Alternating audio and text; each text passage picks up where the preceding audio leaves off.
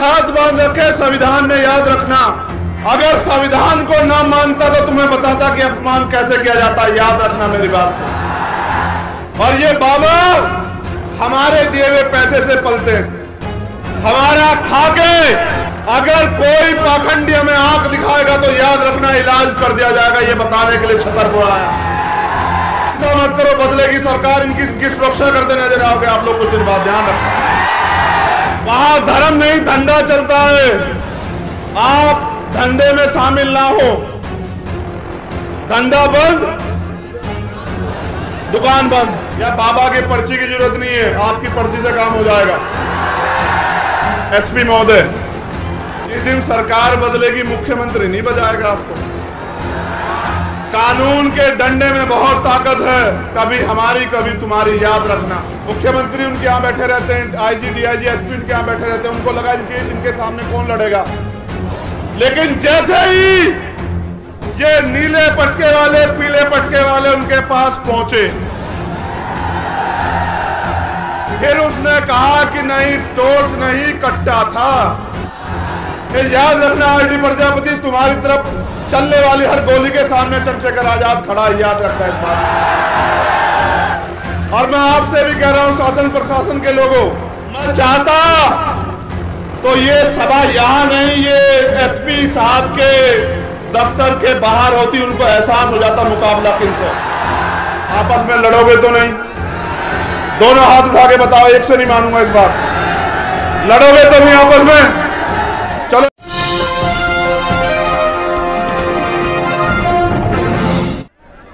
आपको इस देश में कोई भी अधिकार रोने चिल्लाने मांगने से नहीं मिला, उसके लिए हमारे महापुरुषों ने कीमत चुकाई।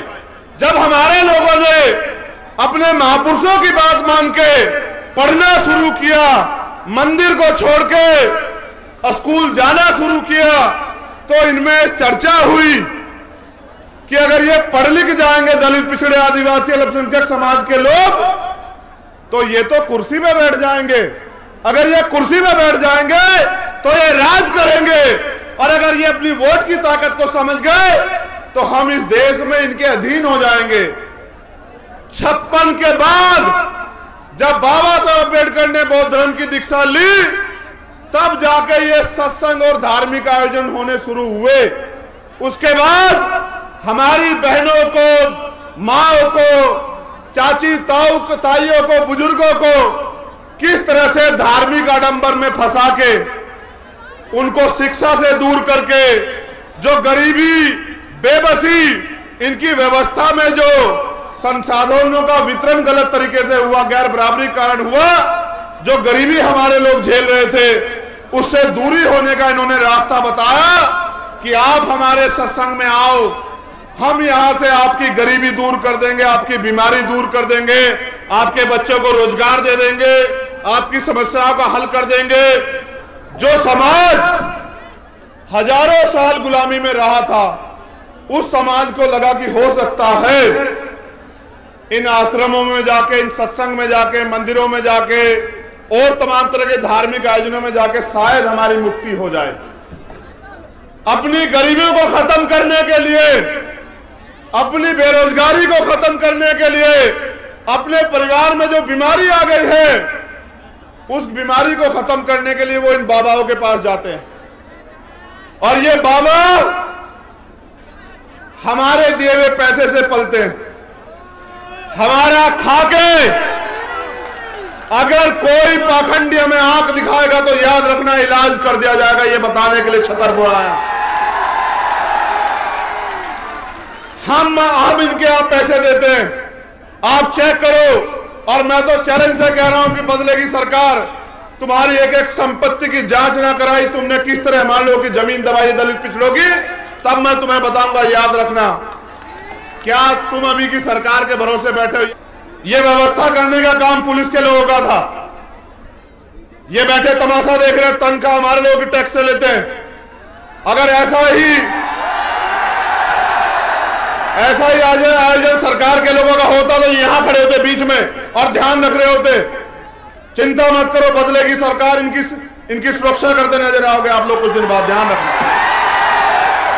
हमारे आसपास एक 10 साल का बच्चा होगा, उसका नाम है प्रिंस, या बाबा की पर्ची की जरूरत नहीं है, आपकी पर्ची से काम हो जाएगा।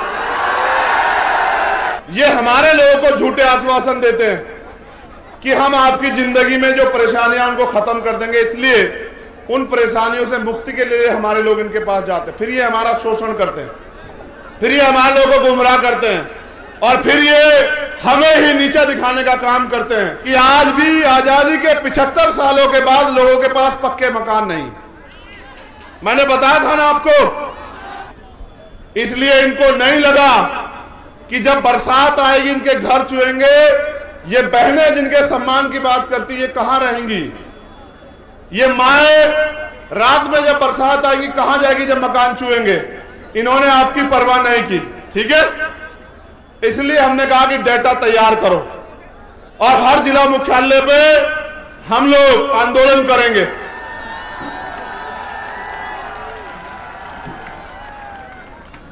और अगर फिर भी सरकार नहीं मानी तो हम मुख्यमंत्री का घेराव करेंगे भोपाल जाके,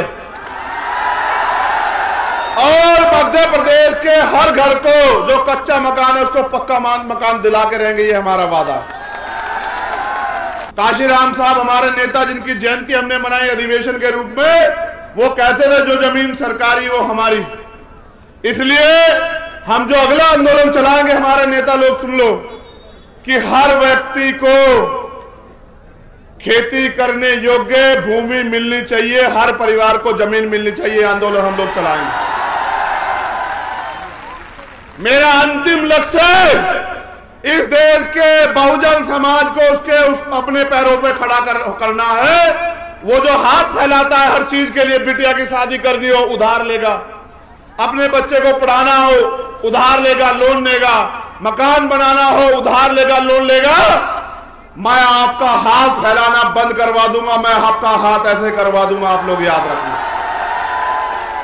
हमारा तीसरा आंदोलन चलेगा, उसके बाद हर परिवार को एक रोजगार मिलना चाहिए। ये हमारा आंदोलन इस मध्य प्रदेश में चलेगा दूसरे आंदोलन के बाद। उसके लिए भी हम लोग इसी तरह से सरकार को मजबूर करेंगे। फिर आगे बढ़ो। अगर ये सरकार नहीं देगी तो मैं आपसे ये कहना चाहता हूं, मेरे बहुजन समाज के लोगों, आप पे दो रास्ते हैं। चाहे तो बैसाखियों के सहारे रहो, चाहे किराए के मकान में रहो, या फिर अपने आंदोलन को इतना ताकतवर करो कि यहां इस मंच पे बैठे, आपके बीच में बैठे गरीब के बेटों को भी आपकी लड़ाई लड़ने का अवसर मिले। और जिस दिन आपने इस बात को समझ लिया कि जिन्होंने 75 साल में आपको जानवर से ज्यादा कुछ नहीं माना, उनका साथ छोड़ के आपको अपने आंदोलन को, अपने संगठन को, अपनी पार्टी को मजबूत करना है, मैं उस दिन कहता हूं कि आपकी तरफ आंख उठाने वाला मध्य प्रदेश में कोई माई का लाल पैदा नहीं होगा। मेरा वादा आप लोगों को। क्या दोबारा किसी सेना ने कहा कि हम आंदोलन करेंगे आपके अधिकार के खिलाफ? एक बार आपने ताकत दिखाई, एक बार में सबको पता लगा कि इनको मत छेड़ना। एक बार आपने ताकत दिखाई थी 2 अप्रैल को। मैं इस मध्य प्रदेश की भूमि को नमन करता हूं। यह क्रांतिकारियों की भूमि है, इतिहास गवाह है। बुंदेलखंड हो, ग्वालियर हो, मुरैना हो, डबरा हो, आप लोगों ने 2 अप्रैल का आंदोलन भी अपने खून से सींचने का काम किया। आपका कोई तोड़ नहीं है मेरे बहुजन समाज के लोगों। मैं आपसे ये कहने आया हूं, आप ये बताओ पूरी ईमानदारी से, जब ही आपके अधिकारों के खिलाफ आंदोलन इस प्रदेश में हुआ, क्या कोई नेता आपके पक्ष में बोला? अपने सच्चे मन से हाथ उठा के बताओ, बोला या नहीं बोला? नहीं बोला ना। यानी कि अगर आपके अधिकार छीन में जाएंगे तो नेताओं को फर्क नहीं पड़ता ना। पहली बात, जब अब मेरे परिवार का यहां अपमान हुआ इसी छतरपुर की धरती पे, और एक गुंडा मेरे परिवार को अपमानित करता है, डराने का काम करता है, आप बताओ कोई नेता बोला आपके पक्ष में जब तक भीम आर्मी नहीं खड़ी हुई? यानी कि जिन्हें आपके मान सम्मान से भी मतलब नहीं, जिन्हें आपके वजूद से भी मतलब नहीं, आपको उनको ताकत देनी भी बंद करनी पड़ेगी मेरे बहुजन समाज के लोगों, वरना वो आपसे ताकत लेंगे। देखो, गौर करो मेरी बात पे, आप जिसको वोट दोगे वो ताकतवर होगा, ठीक है? जो ताकतवर होगा वो अपने बच्चों को ताकतवर करेगा। आप मुझे वोट दोगे, कौन ताकतवर होगा? मैं ताकतवर होऊंगा तो तरक्की किसकी होगी बताओ? ना मुझे यहां से विधायक बनना, ना मुझे यहां से एमपी बनना, ना मैं यहां मुख्यमंत्री बनना चाहता हूं। मैं तो आप लोगों को आपके पैरों पे खड़ा करने के लिए यहां मध्य प्रदेश में आया, बस। क्या मैं इस सरकार के आगे हाथ फैला रहा हूं अपनी किसी मांग के लिए? ना मुझे कोठी चाहिए सरकार से, ना बंगला चाहिए, ना सुरक्षा चाहिए, ना इनका कोई साधन चाहिए, मगर मुझे एक चीज चाहिए। हजारों साल मेरे लोग अब इस देश में अन्याय का सामना करते रहे और मेरे रहबर बाबा साहब अंबेडकर अपने 4-4 बच्चों कुर्बानी देके गए। मान्यवर काशीराम साहब ने अपना पूरा जीवन लगा दिया उस गुंडे को जेल, लेकिन सरकार ने जेल नहीं भेजा। जब मैंने घोषणा कर दी, पहले मैंने भाई सुनील बैरेसिया जी को भेजा और आरडी प्रजापति जी को। मैंने इनसे कहा भाई जाओ, ओबीसी महासभा के लोगों से कहा भाई जाओ और जाके देखो कि क्या है सही मामला। तो उसे पाखंडी को जाना चाहिए था जेल, उसका दिमाग खराब हो गया था। उसे लगा कि हम ही सबसे बड़े ताकतवर हैं, उसे लगना भी चाहिए, गलतफहमी किसी को भी हो सकती है। तो उसे गलतफहमी हुई कि वो शराब के नशे में गया और कट्टा पिस्टल जो भी हो वो लहराते हुए उसने हमारे लोगों को अपमानित किया, हमारे परिवार को बेइज्जत किया, हमारे लोगों को गालियां दी, हमारी बहन की शादी को डिस्टर्ब किया, उनको धमकाया। हमारे लोगों ने आगे बढ़ के जब मुकाबला किया तब मुकदमा दर्ज हुआ। जब मैंने घोषणा की कि हम आ रहे 17 तारीख में सरकार सुन ले, इन्हें लगा, यहां के एसपी भी है, भैया मेरी बात को याद रखना एसपी महोदय, जिस दिन सरकार बदलेगी मुख्यमंत्री नहीं बजाएगा आपको। कानून के डंडे में बहुत ताकत है, कभी हमारी कभी तुम्हारी, याद रखना।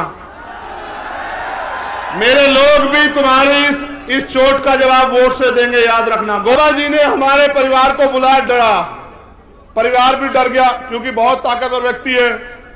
मुख्यमंत्री उनके यहां बैठे रहते हैं, आईजी डीआईजी एसपी उनके यहां बैठे रहते हैं, उनको लगा इनके सामने कौन लड़ेगा।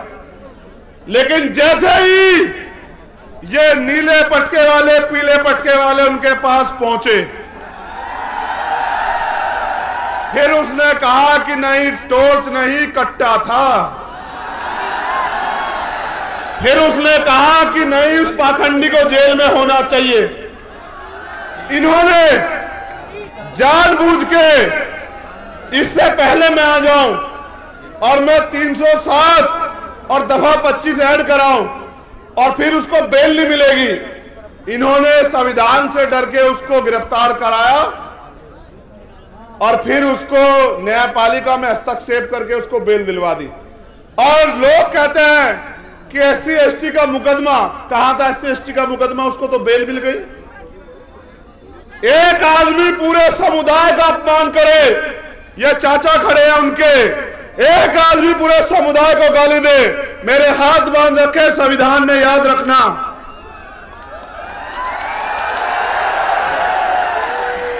अगर संविधान को ना मानता तो तुम्हें बताता कि अपमान कैसे किया जाता है, याद रखना मेरी बात को। बाबा साहब अम्बेडकर का खून हूं, संविधान को मानता हूं, इसलिए मैंने कहा कि संवैधानिक रूप से लड़ेंगे। लेकिन आपने देखा कि जब आपके पास राजनीतिक ताकत नहीं है तो किस तरह से आपका अपमान करने वाला व्यक्ति भी घर में आराम से जाके सोता है। देखा है नहीं देखा? और जो निर्दोष था मेरा भाई आरडी प्रजापति, उसके 1000 पुलिस वाले, वो बता रहा है कि मेरा एनकाउंटर, याद रखना आरडी प्रजापति, तुम्हारी तरफ चलने वाली हर गोली के सामने चंद्रशेखर आजाद खड़ा है, याद रखना इस बात। और मैं आपसे भी कह रहा हूं, शासन प्रशासन के लोगों, गुंडों पे कार्रवाई करो, हम नहीं आपको बोलेंगे। अपराधियों पे कार्रवाई करो, हम नहीं बोलेंगे। लेकिन अगर सत्ता के नशे में तो निर्दोष लोगों पे कार्रवाई करोगे तो आपके दफ्तरों पे ताले लगा के ये असंवैधानिक काम आपको नहीं करने देंगे कुर्सियों बैठ के। ये बिना सत्ता के आपसे कह रहे हैं। मैं चाहता तो ये सभा यहां नहीं, ये एसपी साहब के दफ्तर के बाहर होती, उनको एहसास हो जाता मुकाबला किनसे। अब एक और बात सुनो, गौर करो। जब तुम पे ताकत नहीं है, मैंने कहा कि हम आदिवासी भाई को मुख्यमंत्री बनाएंगे। इन्होंने मेरे आदिवासी एक बहन को, उसके साथ अन्याय हुआ इंदौर मऊ में, उसकी हत्या कर दी गई। कितनी लाशें उठाओ आप मुझे बताओ। हत्या करने के बाद जब हमारे लोग प्रोटेस्ट करने के लिए आए सड़क पे तो गोली चला दी। एक भाई की जान चली गई, कई भाई घायल हैं। जब हमने आईजी डीआईजी से पूछा तो उन्होंने कहा हमने आदेश नहीं दिए। यहां प्रोटेस्ट तो सारी जाति धर्म के लोग करते हैं, गोलियां हमारे सीने पे क्यों? इसका जवाब इस सरकार को देना पड़ेगा। आदिवासियों की हत्या हम लोग नहीं होने देंगे, सरकार को जवाब देना पड़ेगा।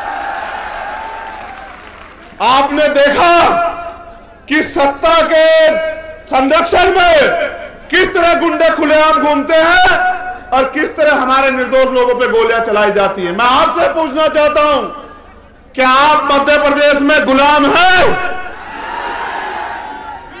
अगर आप गुलाम नहीं हो तो जो गुलामी की बेड़ियां आपके पैरों में पर डालने का काम किया जा रहा है, उनको काटने के लिए तैयार हो जाओ मेरे नौजवान साथियों। क्या आप नहीं चाहते कि यहां हम लोग स्वाभिमान सम्मान से जिए मध्य प्रदेश में? क्या आप लोग नहीं चाहते कि किसी बहन का अपमान ना हो? बताओ, चाहते नहीं चाहते हो? क्या आप नहीं चाहते आपको रोजगार मिले? क्या आप नहीं चाहते महंगाई खत्म हो? क्या आप नहीं चाहते कि आपको पक्के मकान मिले? क्या आप नहीं चाहते कि आपको जमीन मिले? कौन दे सकता है ये तो आपको बताओ। वोट उनको दोगे, मैं कहां से दे दूंगा कुछ? देखो, जब एक गरीब का बेटा अपने लोगों की लड़ाई लड़ने के लिए खड़ा होता है तो बहुत लोगों को तकलीफ होती है। ये आपके बीच का प्राइमरी स्कूल के हेडमास्टर का बेटा आपकी ताकत से, आपने इतनी ताकत दी, आपने सम्मान दिया कि आज इनकी आंखों में चुभने लगा है। मैंने कभी आपको निराश नहीं किया। आप जानते हो नहीं जानते हो इस बात को। मैं पहले कभी आपके बीच ये भी कहने नहीं आया कि मुझे वोट दो, लेकिन आज मैं आपसे कहना चाहता हूं कि मैं इस लड़ाई को जीतना चाहता हूं। मेरे लोगों, आप बताओ, क्या आपको आपके खून पे भरोसा नहीं है? क्या आप नहीं चाहते कि अब आपको स्वाभिमान सम्मान का जीवन मिलना चाहिए? आप नहीं चाहते एससी एसटी ओबीसी के कर्मचारियों को प्रमोशन में रिजर्वेशन मिलना चाहिए? आप नहीं चाहते कि बैकलॉग भर के आपको नौकरी मिलनी चाहिए? क्या आप नहीं चाहते सरकारी ठेकों में आपको लाइसेंस, सरकारी ठेकों में आपको आरक्षण मिलकर आपको अवसर मिलने चाहिए? इसका एकमात्र रास्ता है जो मान्यवर काशीराम साहब ने दिखाया कि आपको बहुजन समाज में भाईचारा पैदा करके, जैसे मैंने इनसे कहा, आपको एक तो अपना दिल बड़ा करना पड़ेगा। जाति हमारे महापुरुषों ने तो नहीं बनाई, जाति हमें बांटने के लिए बनाई गई। हम इस बात को जानते हैं, मानते हैं। तो हमें दलित पिछड़े जो 6743 जातियों में बटे हुए हैं, आदिवासी और धार्मिक अल्पसंख्यक, उनके हाथ पकड़ने पड़ेंगे। और ये हमारी एकता को रोकने के लिए हमें लड़ाने का काम करेंगे, घटनाएं कराएंगे। ये मेरी ताकत को कम करने के लिए, आपके भविष्य को कमजोर करने के लिए लड़ाने का काम करोगे। मैं आपसे पूछना चाहता हूं, मेरे कौम के लोगों, आपस में लड़ोगे तो नहीं? दोनों हाथ उठा के बताओ, एक से नहीं मानूंगा इस बार। लड़ोगे तो नहीं आपस में?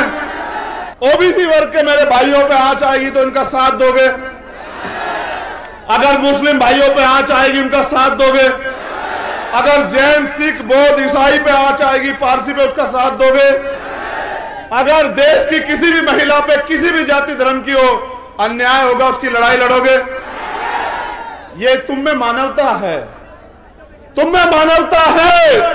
तुम सबका सम्मान करते हो, लेकिन याद करो, हाथरस में जब हमारी बहन को जलाया गया, जिनकी सरकार यहां है उनकी सरकार वहां थी, और फिर उसमें न्याय के लिए इन्होंने किस तरह का हस्तक्षेप किया आपने देखा? क्या आप इन्हें माफ कर दोगे? क्या आप इनको आजादी दोगे कि अगले 5 साल ये मेरे लोगों की खून से होली खेले? क्या आप इनको आजादी दोगे कि ये मेरी माँ बहनों को बेइज्जत करे, उनका शोषण करे, उनको मारने की आजादी दोगे इन्हें? अगर आजादी नहीं दोगे तो आजादी लेने का काम करो मेरे लोगों। आपको आजादी इस मुल्क में तभी मिलेगी जब इस देश की, इस प्रदेश की राज सत्ता आपके हाथ में आएगी। क्या तो मुझे कहो कि कोई और परीक्षा बाकी है, चंद्रशेखर आजाद, वो परीक्षा दो। क्या तो मुझसे परीक्षा लो या फिर मेरा साथ दो। मेरा साथ दोगे तो आजादी मिलेगी, अवसर मिलेंगे, स्वाभिमान सम्मान का जीवन मिलेगा, मालिक बनोगे। और मेरा साथ नहीं दोगे तो रोज अखबार पढ़ोगे तो यही मिलेगा, रोज खून के आंसू रहोगे। निकलो गांव में, मीटिंग करो, जाओ, मेरी बहनों को, माओ को बताओ कि अब उनके बच्चे, उनका खून मैदान में है, अब उनके सम्मान के साथ समझौता नहीं होने देंगे। अगर बनना है तो बनो मां अवंतिका बाई लोधी, बनना है तो बनो मां झलकारी बाई, बनना है तो बनो मां पन्ना धाई, बनना है तो बनो मां रमाबाई, बनना है तो बनो मां सावित्री बाई, बनना है तो बनो मां फातिमा शेख, और अगर बनना है तो बनो फूलन देवी।